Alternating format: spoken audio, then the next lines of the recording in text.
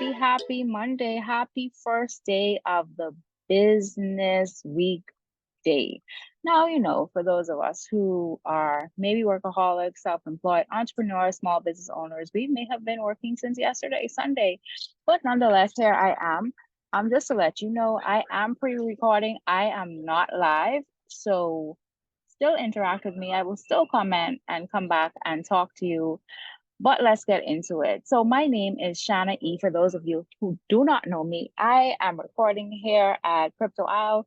I am recording live. This is not AI talking to you, but however, I cannot wait to explore that technology. So I am a pricing and positioning strategist with Trap Consulting. I am the owner and founder of Trap Consulting. Trap Consulting is the tough love that you and your business need to get better. So in 2024, I am actually on a mission. I am on a mission. What am I on a mission to do? I am on a mission to help you become more confident, to help you charge more, and to help you grow your business. That is what I'm all about, to help as many of you as possible. Okay.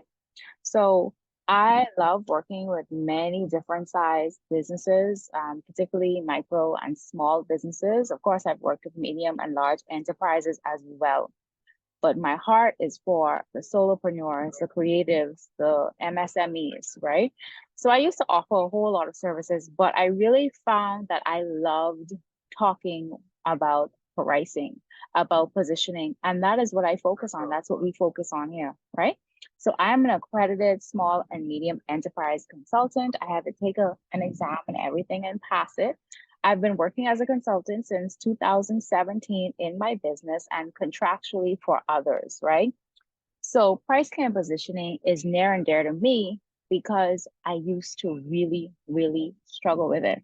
I'm talking about I would get locked up. I would have such anxiety, such a pit in my stomach when someone would ask me, okay, how much do you charge? And God began to speak to me.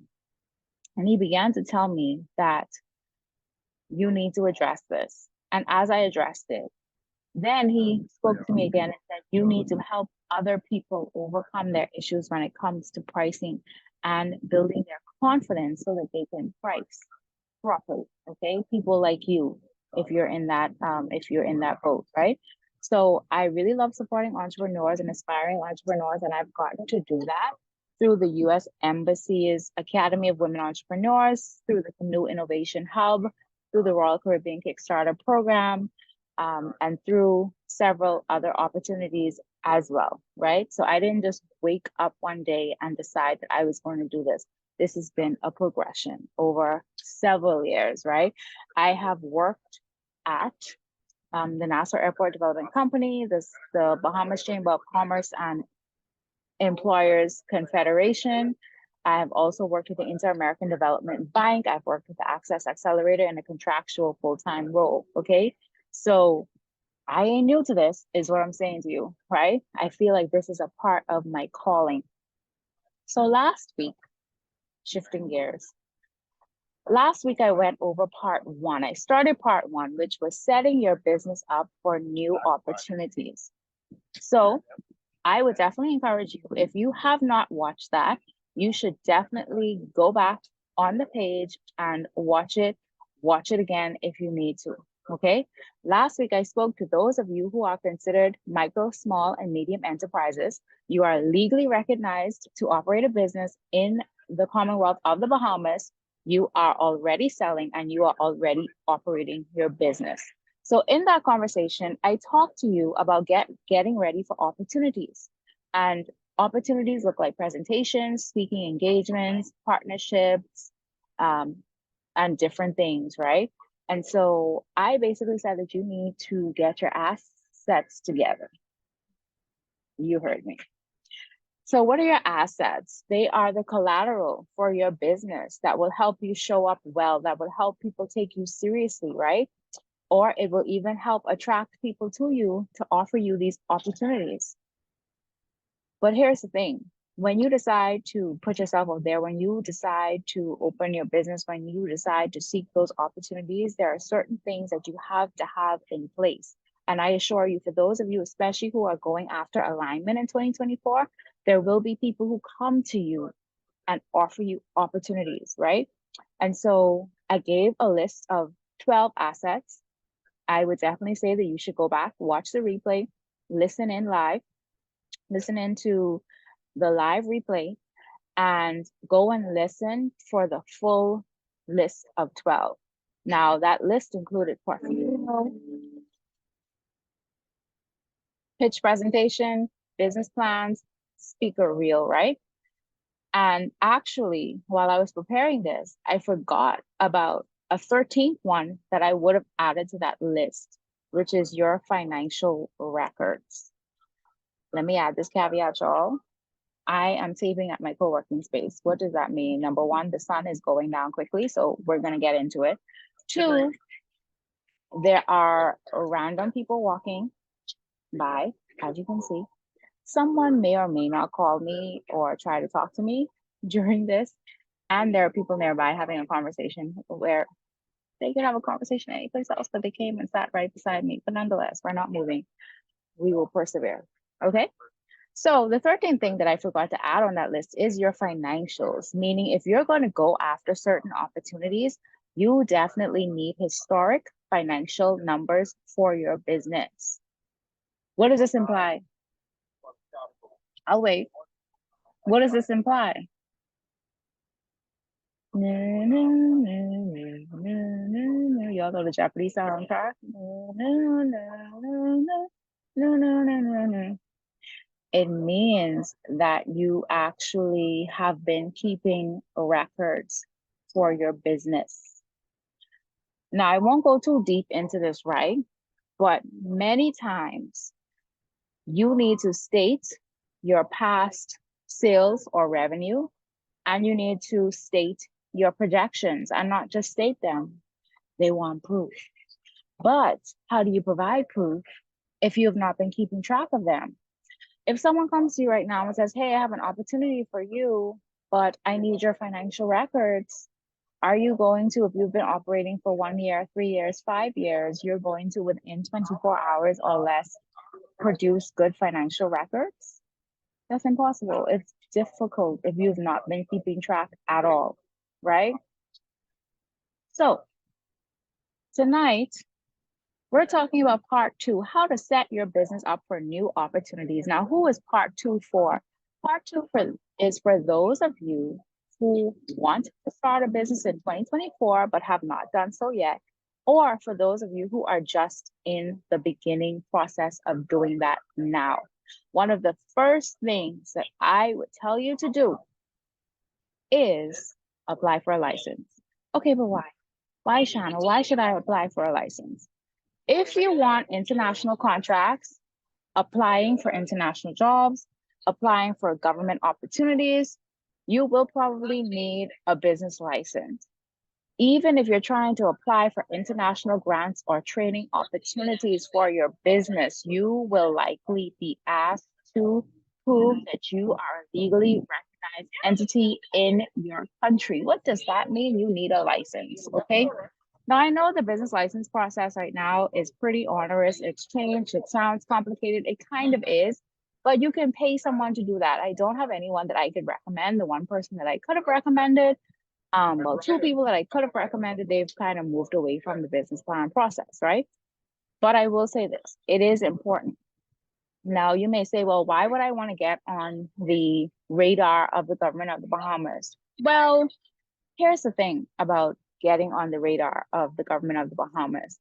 As long as you are employed and you have someone already paying national insurance, NIB, for you, then you don't have to pay NIB twice. You only have to pay it once, and your employer is paying that for you. Use that benefit, okay? Use that benefit. I will tell you personally that I was able to benefit from during COVID, the stipend that was given by the government to business owners right? Why? Because I had a business license. For those who had been operating without a business license, they could not apply. They did not qualify. Okay. That is a big reason. Number one, we don't know if anything else catastrophic is going to happen, right? But there will be requirements. And that was an example of a business license being a requirement to get help from the government due to the strains that COVID caused, right? Again, you don't have to pay for your NIB out of your business. If you are fully employed elsewhere or even part-time, because I freelance, right? I have a part-time gig and they pay my NIB every time I get paid. So NIB has also already been paid for me elsewhere. Take advantage of that. Okay. The next thing I will tell you is while you are working on your business license, because these things are not happening sequentially, they're happening in parts, sometimes all at once. You need to set up accounting software. So, what do I mean by set up accounting software? What I mean by set up accounting software is this.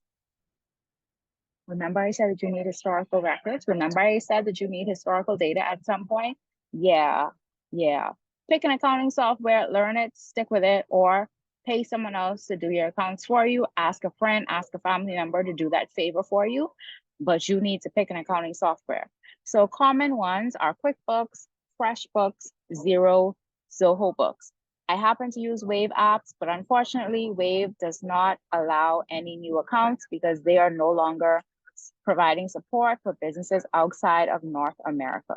We're not in North America, we are in the Caribbean. So you cannot open a new Wave account. I was able to get in while, well, before they changed that, okay? So I have 2 or 3 Wave accounts. Wave is very easy. I'm sorry, I wish I could do something to help you guys use Wave, but it is what it is, right? So note that your accounting software and your invoicing software are not the same thing. Now,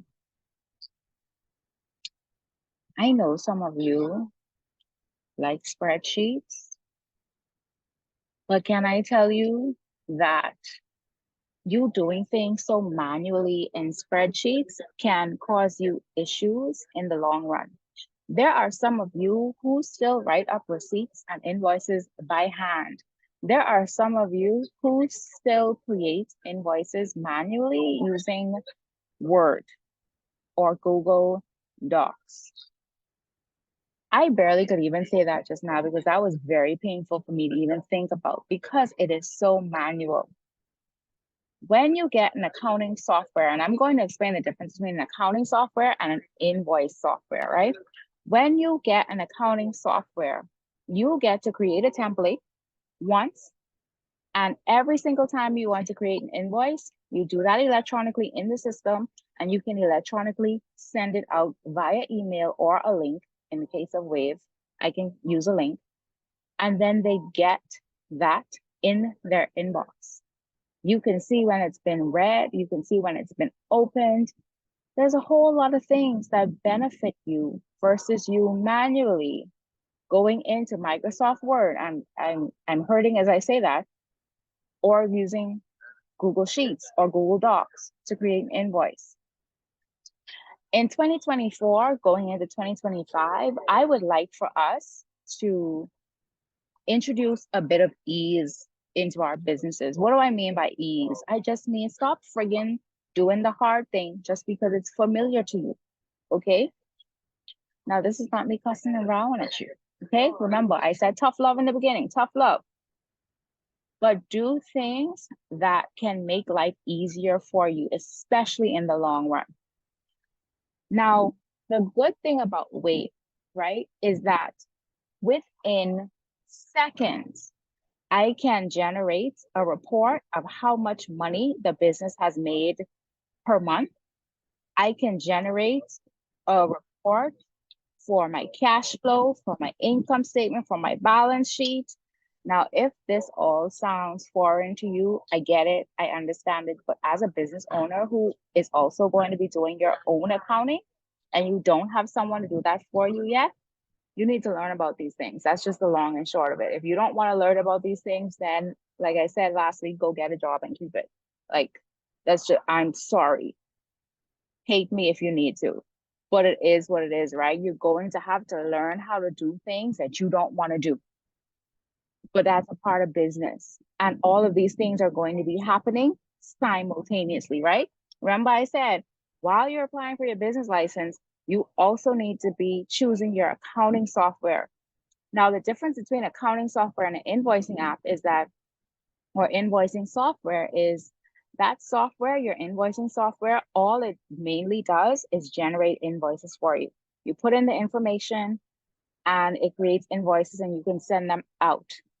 Unlike an accounting software, your invoicing software can't probably, let me say, I haven't used them all, probably cannot create all of those reports that I told you about earlier. You still need those reports. So choose an accounting software that can do all of those reports and can do invoicing for you instead of having two different systems that you have to figure out how to use. Remember, I said ease in 2024. Okay. So I would suggest that before you commit to any particular software, go on YouTube and watch reviews, watch tutorials, see if you like one over the other. See if you like QuickBooks or FreshBooks. See if you like Xero or Zoho Books. I can tell you from experience, I used to be one of those people. I had shiny object syndrome, which is basically, oh, that's something new. I have to try it. Oh, let me see if I like that. And I would spend hours trying to learn these different software. And then I would figure out, you know what, I don't like it. It's ugly, it's clunky, it's not user-friendly, it doesn't work the way my brain needs it to work. I don't understand it. It's making me feel dumb and I don't like that. And so I would stop using it, except I spent so much time and in some cases I spent money. Okay, not everything was free. Sometimes I pay like for a, I can use a free trial, and then sometimes I pay for things just to see how they are, right? Before I cancel if I don't like it. I could have saved so much time and so much money if only I had gone to the school of YouTube and looked these things up to see if they were really a good fit for me. So before you make the mistakes that I made, and I just learned this like last year, y'all, I promise you, just last year. And I have been testing software from like 2014. Okay, so that's hundreds of hours, thousands of hours, hundreds of dollars gone down the drain when I could have just gone on YouTube and looked at tutorials. Okay, don't be like me. That's all I have to say. So while you're setting up your accounting software, I need you to decide who you really want to sell to. Is it you want to be affordable? Is it that you want to serve the luxury market? Is it that you want to serve the in between? You know, there's like low income, middle income, high income. Who are you trying to serve? Who are you trying to sell to? Because you cannot sell to everyone. And I hate it. It hurts me when I hear people say, "Oh, I'm selling to everyone." That's the equivalent of standing on a street corner and shouting into the wind at cars that are driving by. You just look crazy. Pick a person, pick an audience, and talk to them. And what you may find is that audience doesn't care about what you're selling. It may be great, but they may not see the value of it.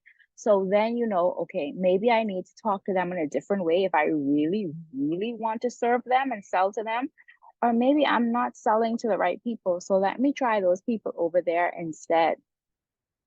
But you need to initially pick at least one audience. I'm not saying like don't pick 5 audiences, pick 1 or 2 and then test. Test out how they feel about your product. Are they buying your product? As people are buying from you, try to get some type of information from them. Meaning like, okay, how did you hear about the business? How did you find me? Did someone recommend me to you? Did you see me on social media? If so, which social media pages? What made you purchase from me? Was it the reviews? Was it the photos? What is it, the videos? Does it seem unique? What brought you here? try to get information about why they're purchasing from you, and then try to get information about them so that you can create this outline of the types of people who buy from you. And then you can decide if you want to keep that audience or if you want to switch that audience. That is super, super, super important. Okay. One of the things that I will tell you too, if you don't know anything or very little about marketing, is study the 4 P's of marketing. In fact, study marketing. But the four P's of marketing is actually the pricing. It's not the pricing mix. It's called the marketing mix. It's product, price, place, and promotion. The marketing mix is product, price, place, promotion. It's actually been updated. Some people recognize it as the 5 P's now, but generally speaking, it's the 4 P's: product, price, place, promotion. You need to understand what is it that you sell? That's the product. What is it that you sell? Why is it important? Why is it groundbreaking? Why should people care? Price, how much are you going to sell it for? Will your audience respond? Place, where are you going to sell it? How can people find it? Promotion, how are people going to hear about your product or service so that they can come and buy from you? That is extremely important, okay? So that's the 4 P's: product, price, place, promotion. I think this is a good foundation for you, okay? Great foundation. My question to you is, are you ready for the opportunities? Are you prepared to get ready for the opportunities? Are you prepared to do what you need to do to make your business as successful as it can possibly be in 2024? And y'all, I've just, as I said last week, I'm just going over the basics with you. I haven't even gotten into strategy, operations, systems, automations, pricing, positioning, and how those look, how those play out. I haven't even gone into that detail. These are like the high level overarching things. Are you mentally prepared to explore new opportunities when they come to you or when you see them out there? Are you dedicated to making your business or your idea work? Do not spend time and mental energy talking about what you're going to do in 2024. No, let's be about it. Do, D-O, do. As my friend told me earlier, because we were talking about a different situation, she said, I don't want to hear about you trying this year. You need to do. I'm tired of hearing you talking about you're trying. No, there's no trying, there's doing. You just do. And I said, you're right. You are absolutely right. And I say that to you. Are you going to try or are you going to do? So I hope this is helpful to you. If you have any questions, inbox me. If you have my number, you can WhatsApp me. If you see me in person, you can talk to me. I want us all to succeed, not just me. I don't know everything. I'm still learning, but I'm teaching you what I know and I'm teaching you what I'm learning, right? There's this phrase that says, the rising tide lifts all boats. And that's what I really want to happen. Okay. So let's get it. I'll see you next week. Thank you so much for spending some time with me. You could have been doing anything else in the whole wide world, but you decided to spend some time with me. And for that, I'm always grateful. I will see you next week. Peace. I already have the topic. Yes, it's going to mash toes, but don't I always? Anyway, toodles. Bye.